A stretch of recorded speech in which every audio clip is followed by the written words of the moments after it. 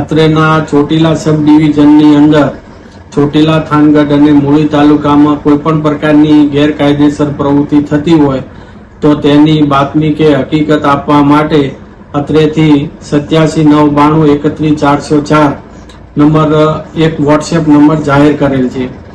આ WhatsApp number ઉપર જુદી જુદી હકીકતો બાતમીઓ અમને મળતી હોય છે। તેવી જ એક હકીકત અમારા સામે આવેલી કે ચોટીલા નેશનલ હાઈવે 47 ઉપર જે વિવિધ હોટલો આવેલી છે એ હોટલોની અંદર જ્યારે યાત્રાધામ ખાતે યાત્રાળુઓ અને પ્રવાસીઓ આવતા હોય છે, અવર જવર રહેતી હોય છે, ત્યારે આ પ્રવાસીઓ યાત્રાળુઓ પાસેથી એમઆરપી એટલે કે મેક્સિમમ રિટેલ પ્રાઇસ કરતા વધુ ભાવો વસૂલ કરવામાં આવે છે।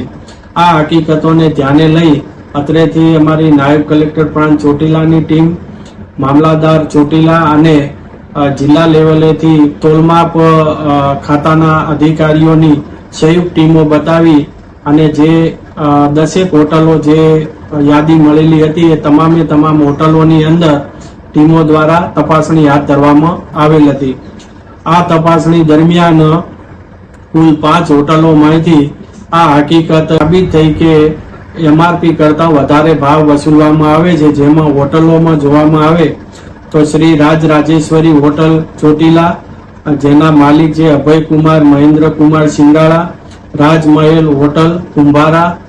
જેના માલિક છે ગભરુભાઈ ભોજભાઈ ધાધલ,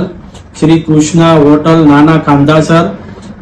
જેના માલિક છે મેવાડા માતમભાઈ રામજીભાઈ, આશાપુરા હોટલ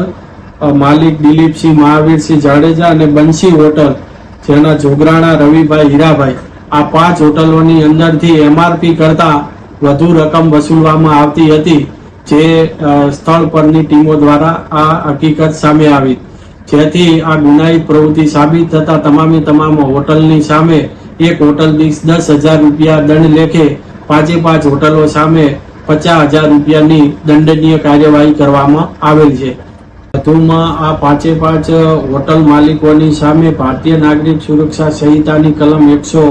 129 મુજબ સારા વર્તન અંગેની જામીનગીરી લેવાની પણ કાર્યવાહી હાથ ધરવામાં આવેલ છે। અને જો આ હોટલના માલિકો દ્વારા ફરીવાર જો આવી કોઈ પ્રવૃત્તિ અમારા ધ્યાને કે આ જે નંબર જાહેર કરેલો છે તેના પર હકીકતો સામે આવશે તો આ હોટલને સીલ મારી અને આગળની અન્ય કાયદેસરની કાર્યવાહી હાથ ધરવામાં આવશે।